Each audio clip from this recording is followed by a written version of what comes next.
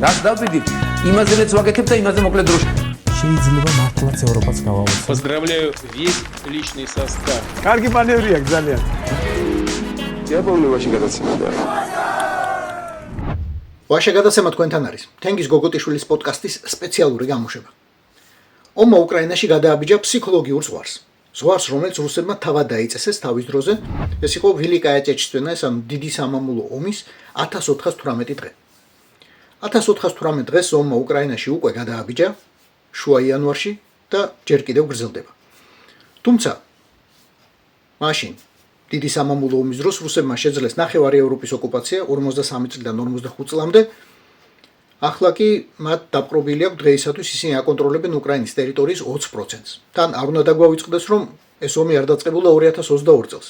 რეალურად ათვლის წერტილი უნდა გახდეს 2014 წელი, მაშინ როდესაც რუსებმა დაიწყეს ყირიმის ოკუპაცია და შემდეგ გადავიდნენ დონბასში. მაგალითად, ამ ორი ომის განსხვავების და რუსების მზადყოფნის, რუსების ბრძოლის უნარიანობის შეგვიძლია გამოვიყენოთ თუნდაც ქალაქი კუპიანსკი, რომელიც პუტინმა დაპყრობილად გამოაცხადა ჯერ კიდევ 4 ნოემბერს და რამდენადაც ვიცით, ტრამპსაც კი დააჯერა, რომ ამ ქალაქს ახლა რუსეთი აკონტროლებს. თუმცა დღეისათვის კუპიანსკის მერიის თავზე ჯერ კიდევ უკრაინული დროშა ფრიალებს და ბრძოლები გრძელდება. უკრაინაში უკვე წლებია იმყოფება საქართველოს გენერალური შტაბის ყოფილი უფროსი გიგი კალანდაძე, რომელიც იქ უსაფრთხოების სფეროში მუშაობს. და რა თქმა უნდა, პირველ წყაროდან ყველაზე მეტად საინტერესოა გაიგო რა ხდება ფრონტის ხაზზე, რა ხდება ფრონტის ხაზს მიღმა, რა ხდება ხანდახან კულუარებში და საით მიდის ომი, საით მიდის ეგრეთ წოდებული სამშვიდობო პროცესი, რომელიც თან იწყება, თან ვერ იწყება.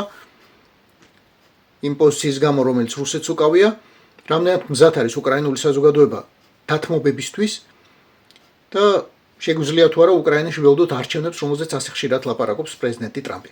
მაშ ასე, გიგი კალანდაძე, საქართველოს გენერალური შტაბის ყოფილი უფროსი. გიგი, გამარჯობა. პირველ რიგში მადლობა ინტერვიუსთვის და მოდი შევაჯამოთ ერთგვარად უკრაინის ომი, იმიტომ რომ ერთ თვეში გახდება სულ 4 წელი უკვე. რაც ეს ომი დაიწყო, დიდი ომი და რა თქმა უნდა შეგვიძლია რაღაც საერთო ტენდენციების გამოყოფა. საით მიდის ახლა ეს ომი? აი თითქმის 4 წლის თავზე. სადამდე მივიდა უკრაინის ომი და საით მიდის? ეს ტერიტორია დანაკარგი ისედაც დიდი განიცადა უკრაინამ პირველ რამოდენიმე თვეში, სადაც რა თქმა უნდა ქაოტური იყო ბევრი რამე და ბევრის ორგანიზება არ მოხდა. ეხლა შემიძლია გითხრა, რომ ძალიან დიდი წარმატებით იგერიებენ დიდ მათ დაგეგმილ შემოტევებს და ეს გახდა პრეცედენტი იმისა, რომ აი ერთი ქუჩის აღება არის დიდი მიღწევა სოფლიოში ეგრეთ წოდებული მეორე არმიისთვის, ერთი შენობის აღება ერთ სოფელში გახდა დიდი მიღწევა და მოკლედ სიმართლე რო გითხრა, ისინი ძირითადად ის შემადგენლობა, რომელიც იყო პროფესიონალური არმია, ის ძირითადად განადგურებულია. აქ არის რეზერვისტთა დიდი ნაწილი, რომელიც იძულებით მოყავთ, რომელსაც არანაირი мотиваცია არ გააჩნია და არანაირი საბრძოლო გამოცდილება, რა თქმა უნდა, არ გააჩნია და არც საბრძოლო მომზადება არ გააჩნია. ამ ყველაფერს ხას უსვამს ისიც, რომ ეკიპირებაც არ აქვს შესაბამისი, ანუ ადამიანის ეკიპირებას. ეხლა რაც შეეხება თვითონ შერწყმულ მოქმედებებს, ხო? ანუ მარტო ადამიანი ხო არ არის საჭირო, შერწყმული მოქმედება უნდა იყოს კავშირი, უნდა იყოს უპილოტო საფრენის საშუალება, იქ უნდა იყოს აუცილებლად კონკრეტული ტექნიკა, რომელიც ხარს გიჭერს, რობოტი, ხო, რომელსაც მოაქვს შენი ტვირთი. აი ამ ურთიერთშერწყმაც მორღვეულია რუსეთის შეერაღებულ ძალებში და საერთოდ არა აქვთ დიდი წარმატება არც ერთ მიმართულებაზე. უკვე 2025 წელი იყო მათი შენელების და შეჩერების წელი. შენელების, აი მე გეტყვი რომ ერთი იმ ტემპებით, რომელიც ისინი მოდიოდნენ, დაახლოებით 3-ჯერ ნელა თუ 4-ჯერ არა, ისინი ახერხებენ გარკვეული ტერიტორიის ოკუპაციას, რა, ძალიან მცირე და უმნიშვნელო. გიგი, რა შანსია სამშვიდობო მოლაპარაკების? ზოგადად რომ მოლაპარაკება შედგება, მე რა მოლაპარაკებას რუსი ხელს მოაწერს და მე რომ ამ მოლაპარაკებას დაიცავს. ამის რა შანსია ზოგადად? რამდენი მაგალითი, რამდენი შეთანხმება ყირიმის დაკარგვა, აი ყირიმი და მოდი გაჩერდით და არაფერი აი მე რა ქვია რაღაცა მოლაპარაკებები და მოლაპარაკებების დროს ტყუილები იქ ახლა ძალიან ბევრი კონკრეტული ისტორია ძალიან ბევრ დროს დაგვაკარგინეთ, მაგრამ თვითონაც აი ბოლოს მარიუპოლს რო იღებდნენ, იქაც იყო მოლაპარაკებები და ტყუილი პუტინი იძახდა ერთს და სამხედრო ავიაციას ავალებდა მეორეს გაენადგურებინა თუნდაც ის ამფითეატრი, რომელიც მარიუპოლის ცენტრში იყო, იმის მერე რაც განაცხადა, რომ რამოდენიმე დღე იქნება ცეცხლის შეწყვეტა და ზუსტად ამ თქმის მერე ორჯერ მეტად გააძლიერა ქალაქის დაბომბვა. გიგი, ბოლო დროს ჩვენ ნახეთ ბევრი ცვლილება, საკადრო ცვლილებებს გულისხმობ უკრაინაში. სპეცსამსახურის უფროსები შეიცვალა, თავდაცვის მინისტრი შეიცვალა. ამან რამე სიახლე მოიტანა, პრინციპულად რამე შეიცვალა, თუ მხოლოდ ადამიანები? ეს თავდაცვის მინისტრი პირველია უკრაინაში, რომელიც მოვიდა და ყველა სამხედრო ჟურნალისტმა, ყველა აი გავლენიანმა ადამიანმა, შეიძლება ჟურნალისტი არ იყოს, ბლოგერებს ეძახიან, ხო, რომელიც წერს სამხედრო თემებზე უკრაინაში, დადებითად აღნიშნა მისი მოსვლა თავდაცვის სამინისტროში. არის ახალგაზრდა, არ მინდა შემეშალოს 34-31 წლის და ძალიან ეფექტური ადამიანი. დღეს უკვე სტანდარტია უკრაინის შერეულ ძალებში, შენ თუ ფოტო ვიდეო მასალა არ გაქვს, მიზანი ითვლება არ ჩაგითვლიან განადგურებულად. შეიძლება ეს მოახდინოს შენ ლაივში გადაღებით, შეიძლება სადაზვერვო კონკრეტულმა დიდმა სადაზვერვო უპილოტო საფრენმა საშუალებამ დაგიდასტუროს ეს, რომ აი აქ იყო, ეხლა იწვის და ეს მიზანი არის შენი განადგურებული. SBS Group Army, აი ესე გამოიყურება და აქ არის ყველაფერი ჩამონათვალი თვეების, დღეების მიხედვით და რომელმა ქვედანაყოფმა კიდე აქ ცალკე არის აქ ქვედანაყოფები, რომელმა ქვედანაყოფმა რამდენი განადგურა და ეს დიდი ჩამონათვალი არის, ანუ დაზიანებული და განადგურებული ტექნიკა. აი ეხლა ამ წუთებში. ეს გააკეთა უკვე ახალმა თავდაცვის მინისტრმა. It's like Amazon for the ეს რაღაც სამხედრო ამაზონივითაა. სოფლიოში არსად გვინახავს ასეთი. ეს ონლაინ შოპს გავს. ათვალიერებ და აჭერ ფასებს ადარებ. მაგრამ ეს არაა ამაზონი. ეს ომის მაღაზია. უკრაინელ სამხედროებს აქ შეუძლიათ აარჩიონ ყველაფერი, რაც სჭირდებათ. პლატფორმას სამხედრო ტემპი აქვს, მასშტაბი და მუდმივი განახლება. მაღაზია ბრეივან ერთი წლისაც არაა. ის ნაწილობრივ ამ კაცის შექმნილია. მიხაილო ფიოდოროვის, რომელიც მაშინ უკრაინის ციფრული ტრანსფორმაციის მინისტრი იყო, სანამ თავდაცვის მინისტრად დანიშნავდნენ. არმიის ბონუსების სისტემამ კონკურენცია გააჩინა. ქვედანაყოფებს ქულები მტრის სამიზნეების განადგურებისთვის ენიჭებათ. დარტყმის კადრები უნდა გადამოწმდეს და ნაწილებს ამის შემდეგ ენიჭებათ ქულები. ქულები შემდეგ ფულად იქცევა, რომელსაც ონლაინ მარკეტში ხარჯავენ. დღეისათვის აქ რეგისტრირებულია 600-ზე მეტი უკრაინელი მწარმოებელი 2600-ზე მეტი პროდუქტით. შუამავლების რგოლი გაუქმებულია, ამიტომ ნაწილებს ყველაფერი ერთ კვირაში მიეწოდება, თვეობით ლოდინის ნაცვლად. რუსები ძალიან ბევრი წელია ითხოვენ არჩევნებს უკრაინაში, არალეგიტიმურს უწოდებენ ზელენსკის. ბოლოს ეს საკითხი ტრამპმაც გააქტიურა და უკრაინამ თითქოს დაიწყო საუბარი, რომ მზად არის არჩევნებისთვის რაღაც კომისიაც შეიქმნა თუ არ მეშლება რადაში. სადამდე მივიდა ეს საკითხი ზოგადად? რამდენად რეალისტურია მოლოდინი, რომ უკრაინაში ჩატარდება საპრეზიდენტო არჩევნები, არ ვიცი, 2026 წელს მაგალითად. თუ რამე შეცვალეს, არ ვიცი, თუ მაგალითად დროებით შეჩერდა მხოლოდ იმისათვის, რომ ჩატარდეს არჩევნები, ამ არჩევნების ჩატარებასაც ჭირდება ფინანსები.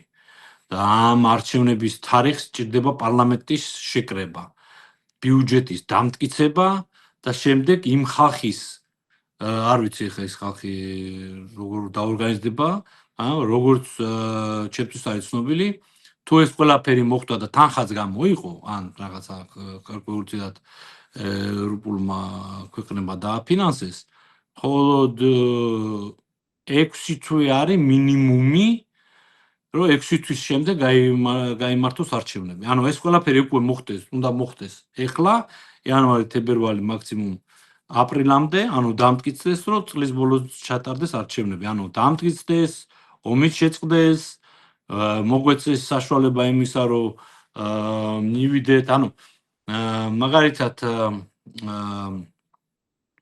საზღვართან, კონფლიქტთან ახლოს რეგიონ ქალაქებში, იქ შეკრებები არის აგრძელებული.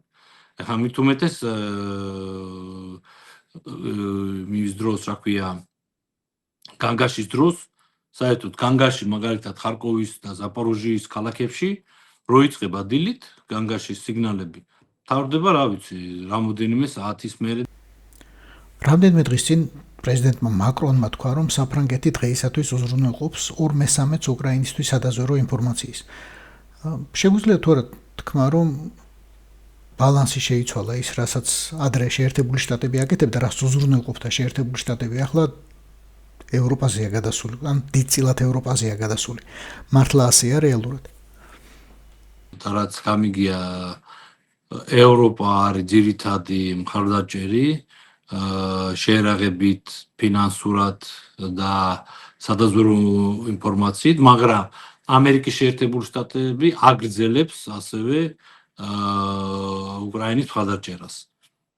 მაგრამ ისეთი დიდი მასშტაბებით არა, როგორც მაგალითად იყო მაგალითად ომის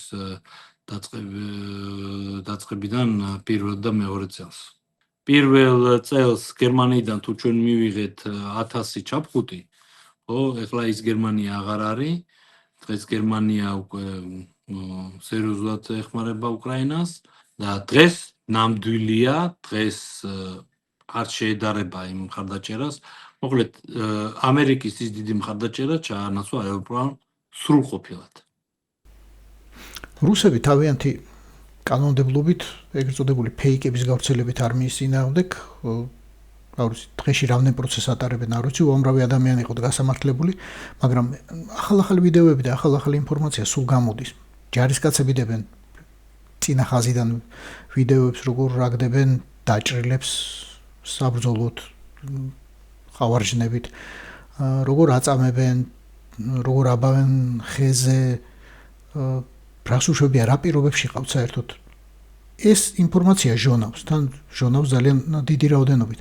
რა შეგვიძლია ვთქვათ რუსული არმიის მოწინააღმდეგის მტრის მორალურ განწყობაზე? რა მდგომარეობაშია საერთოდ ეს რუსის ჯარი, რომელიც ახლა უკრაინაში იბრძვის? Telegram კანალ არხები, იქ მოდის ინფორმაცია, რომ აფრინდნენ ისინი, რა ქვია, გამანადგურებლები. მე რაღაც Facebook-ის თუ არის რაღაც ჯგუფები, რომელიც ამ ინფორმაციას წინასწარ გამოდებენ და რო უყურებ ამ ხვდები რომ როგორ ეხლა, ну თუ ეს მართალია და მე რეალურად ესეც ხდება. ანუ უკვე ისე არის რუსეთის საჰაერო თავდაცვა მორღვეული, რომ უკვე იქ ადგილობრივები წერენ, რომ აფრინდათ ვითვრინავები იქვე, ვინც აეროპორტთან ცხოვრობს. რა თქმა უნდა, სამხედრო დაზვერვის დიდი მხარდაჭერით. ანუ ეს ინფორმაცია გამოდის, ანუ ჩვენ უკვე ვიცით ამ კონკრეტული რესურსებიდან რა ხდება რუსეთში. და რას აპირებს რუსეთის სტრატეგიული ავიაცია. ვითომ სრულიად საიდუმლო. გესმის? ანუ საერთოდ მორღვეულები არიან. წინასწარ ვიცით, როდის გამოიყენებენ ორეშნიკს. დაახლოებით ვიცით, მე ვიძახი როგორც სამოქალაქო პირი, ხო? აი, ეხლა მე ბევრი თქმა არ შემიძლია ღიად, მაგრამ ვიძახი როგორც აი, მაგალითად, ჩემ მეუღლეს შეუძლია ნახოს, ჩემ შვილს შეუძლია ნახოს, აი იმ წყაროებით, რომელიც ყავს დაფოლოვებული და დალაიქებული თუ როგორც არის ეხლა და ანუ უყურებს ამ ინფორმაციას. მორღვეულია თლიანად რუსეთის შეერაღებული ძალები, მორღვეულია მათი საიდუმლო დაგეგმარება, მორღვეულია საბრძოლო მომზადება, მორღვეულია საბრძოლო დაგეგმარება. ანუ ჩვენ დღეს უყურებთ რუსეთს ისეთ გაუძლოებულს როგორც არასოდეს და ხა ბევრი მაგალითია ხო რომ ისინი უკვე ამ დიდი გაუძლურებით ვეღარ უჭერენ მხარს ეგრეთ წოდებულ პარტნიორ ქვეყნებს, რომლებიც დღეს მათი თქმით არიან ცუდ დღეში და ვერ ეხმარებიან, ვერ დაეხმარნენ ვერც ირანს და ვერც ვენესუელას და ანუ თავისი გაჩვენებია ძალიან ძლიერ. სამშვიდობო შეთანხმებაზე გააქტიურებული საუბარი ბუნებრივია რომ მოიტანს რაღაცა დათმობების თემას, უკვე მოიტანა უბრალოდ დათმობების თემა. რისთვის არის მზად უკრაინის საზოგადოება დღეს რეალურად? რაზე მიდის საუბარი? რის დათმობისთვის არიან ადამიანები მზად? მზად არიან რომ დათმონ, მაგალითად მთელი დონბასი, თავის ყირიმიანად, თუ მხოლოდ ის ნაწილი, რაც დღეს არის ოკუპირებული და როგორც საქართველოში თქვა დროებით გამყოფ ხაზად ჩათვალონ უკეთეს დრომდე. რაზე არის საუბარი ახლა? საერთოდ გამორიცხულია ვინმე რაიმე ტერიტორია დათმოს და ეს არც კი განიხილება დათმობებში იქ იყო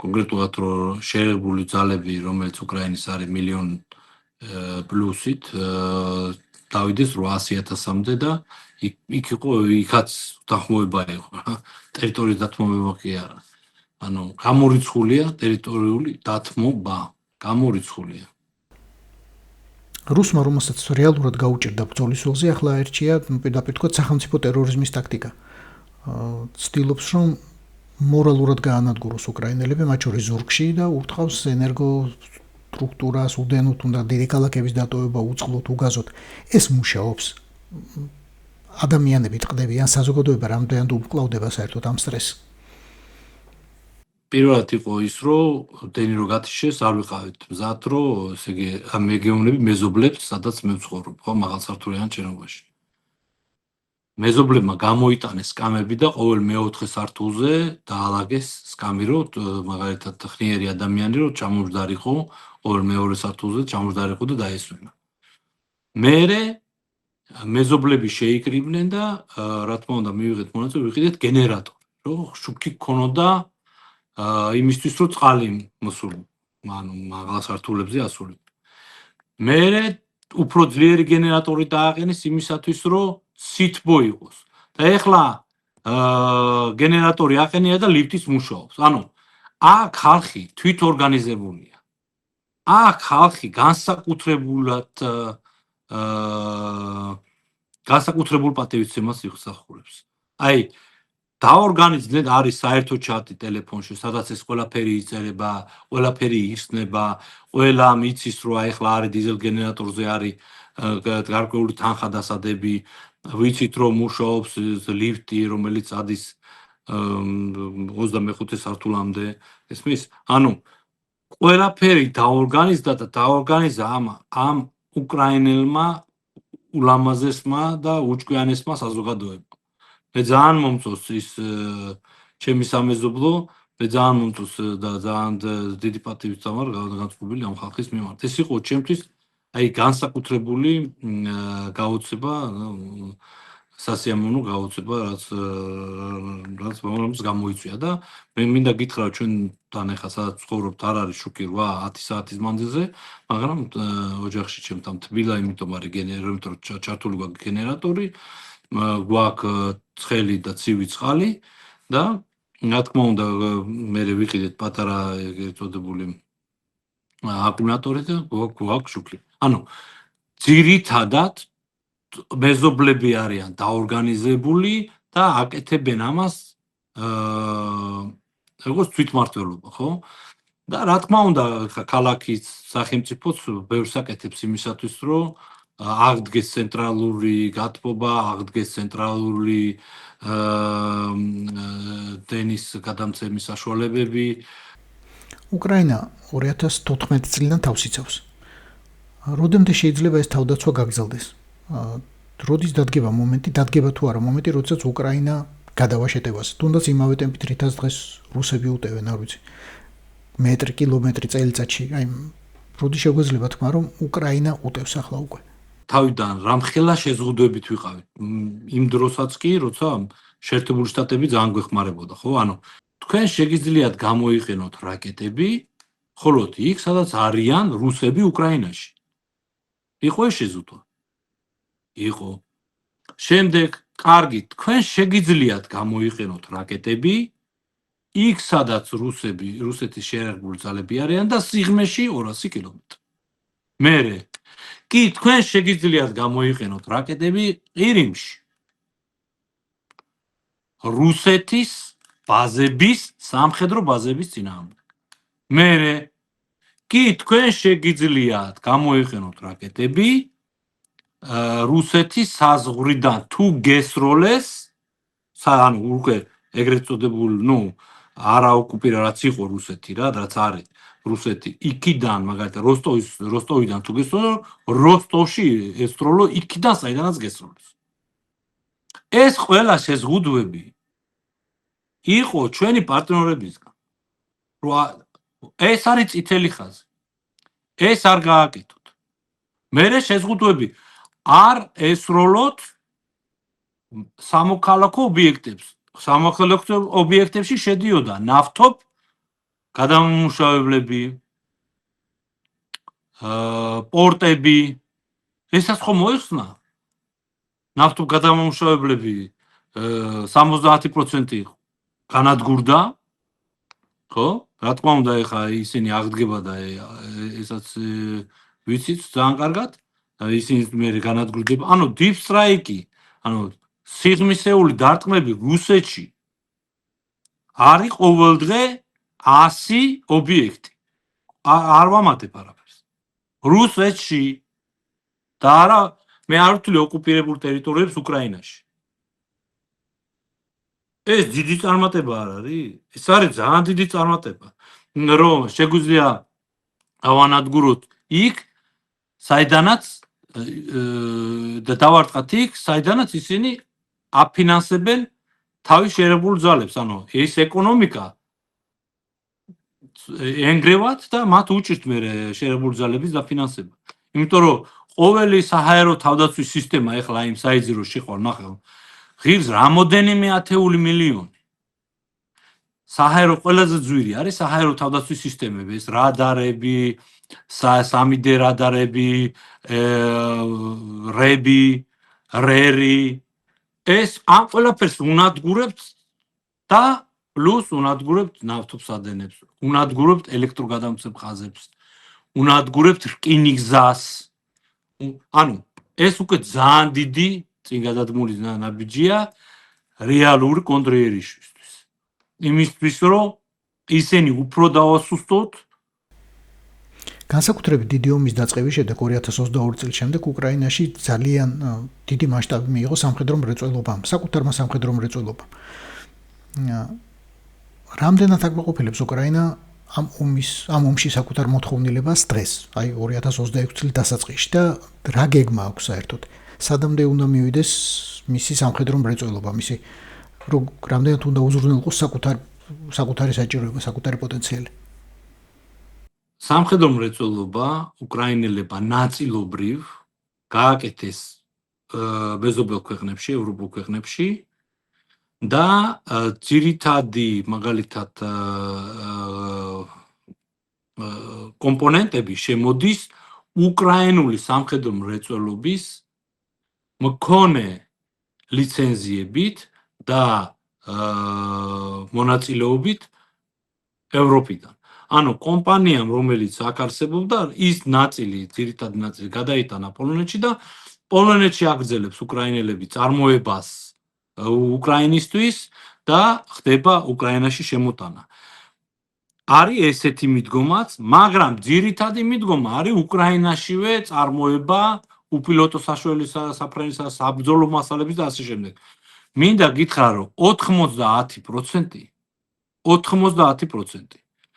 არის ეს შერწყმული მოქმედებები და დაახლოებით 40-დან 50%-მდე არის უკრაინაში, სრულად უკრაინაში წარმოებადი საბრძოლო საშუალებები. ანუ ძირითადი ხაზი არის ის, რომ უკრაინა რამოდენიმე წელში სულ დახურავს ყველა მოთხოვნას, რაც კი მას ჰქონდა საზღვარგარეთიდან შემოტანის. და ძალიან კარგად იცით ის ეხლა როგორ ვითარდება ბალისტიკური რაკეტები, როგორ ვითარდება ფრთოსანი რაკეტები უკრაინაში, რამოდენიმე კომპანია, რომელიც ამას აკეთებს და ძალიან ბევრი მაგალითია მოყვანილი, რამდენი კომპანია შეიქმნა და უბრალოდ ბევრი ძლიერი კომპანია, რომელიც იყო და არის მაგალითად აგროსექტორთან ან კონკრეტულ ბიზნეს სექტორთან დაკავშირებული, როგორ ქმნის და აწარმოებს კონკრეტულ სამხედრო პროდუქტებს. ასე რომ ძალიან დიდი მოლოდინით და ძალიან დიდი წარმატებით და რა თქმა უნდა გაცილებით იაფია ვიდრე ნებისმიერი პროდუქტი, რომელიც შემოდის ევროპიდან და მინდა გითხრა, რომ ფასით შეიძლება ითქვას, რომ იაფია ვიდრე ჩინეთში ნაყიდიც კი ნებისმიერი ის სამხედრო კონკრეტული ტექნიკა იქნება თუ საბრძოლო მასალა ხო იმის წამოღება საერთოდ ჭირს ბევრი ქვეყნებიდან, ეს არის გაცილებით იაფი და კონკურენციას უწევს ჩინეთს. გიგი, ნახეთ რომ ბოლო დროს რუსეთს რომ ძალიან გაუჭირდა მოიხმო თავისი მოკავშირეები.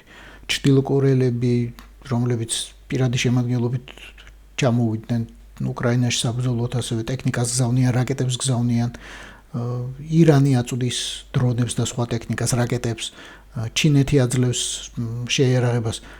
ეს ყველაფერი რამდენად დიდი მასშტაბით არის, რამდენად იგრძნობა ეს ყველაფერი ფრონტზე, რამდენად დაეტყო რუსულ არმიას და რამდენად სჭირდება რეალურად საგარეო დახმარება.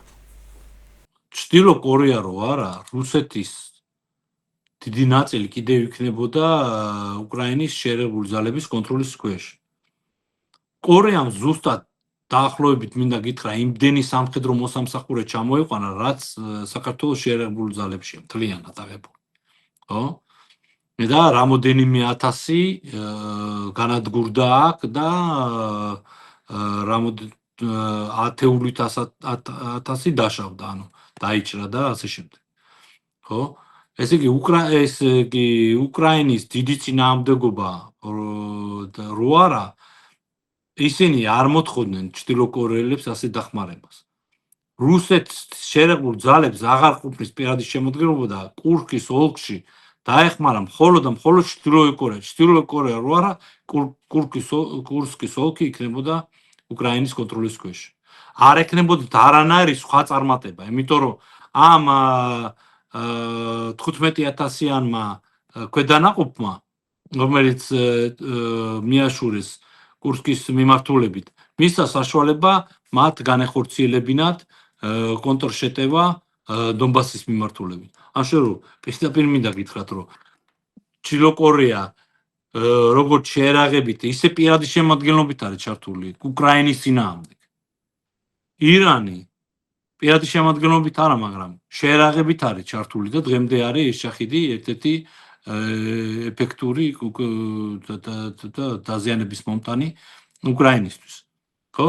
და ჩინეთის მინდა გითხრა, რომ თვითონ ჩინეთის პირდაპირ წარმოებული რაკეტები და სარტყეო საშუალებები